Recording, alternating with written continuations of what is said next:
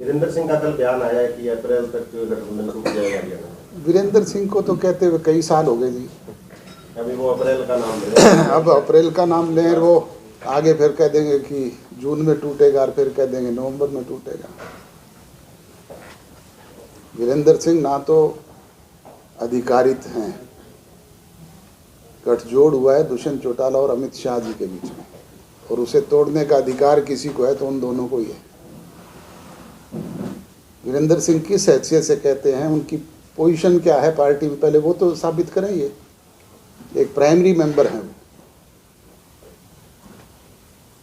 Primary member के कहने पे पार्टी को निर्णय लिया करती है क्या?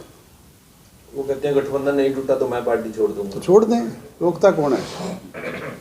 वो कौन सी पार्टी में, पहले ये तो बताएं। कभी तो लोकदल के स्टेज पे होते हैं, कभी किसी इंडिपेंडेंट के स्टेज पे होते हैं, वो है किस दल में हमें तो यही नहीं पता।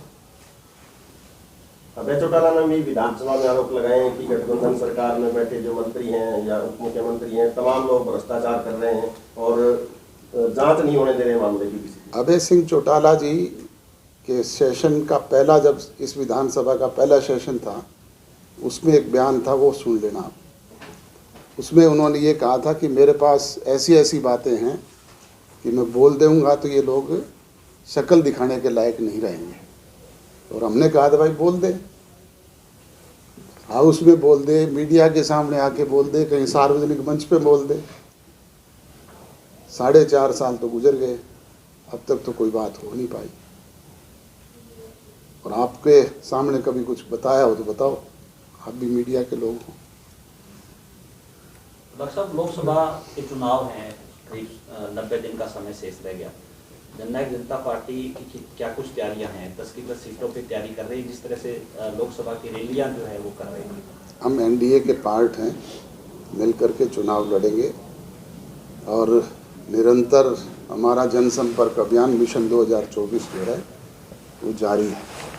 5 संसदीय क्षेत्रों में अब तक हम रैलियां कर चुके हैं और छठा 24 तारीख को करनाल में होने जा रहा है।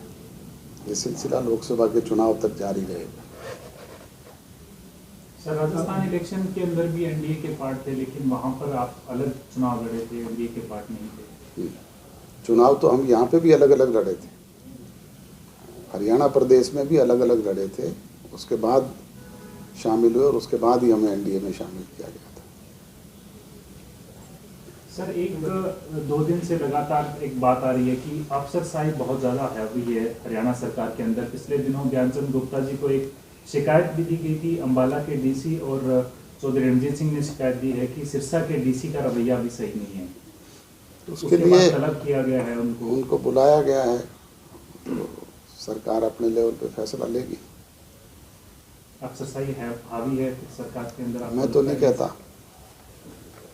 नहीं कहता और डिप्टी कमिश्नर सिरसा के लिए तो कतई नहीं कह सकता। वो तो रात दिन काम करने वाले आदमी हैं।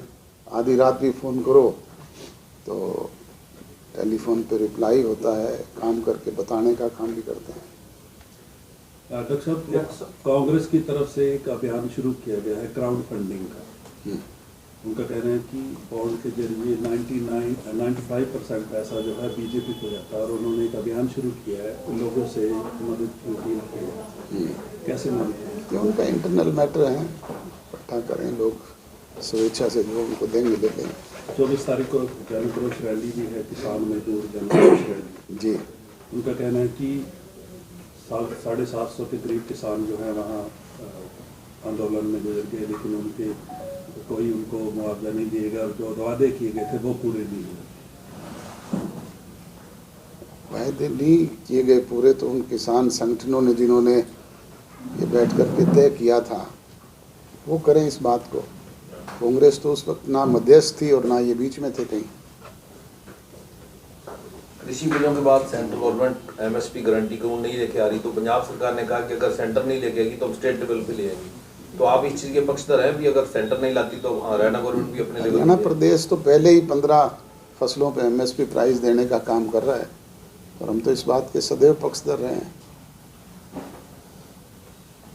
सिरसा में नशा बढ़ रहा है और ग्रामीण अंचल में खेलों को बढ़ावा देने के लिए जो आपने ये योजना शुरू की है, ये क्या सिरसा में ही है या पूरे हरियाणा लेवल? नहीं, पूरे हरियाणा प्रदेश में। इसका थोड़ा सा डिटेल दे दीजिए।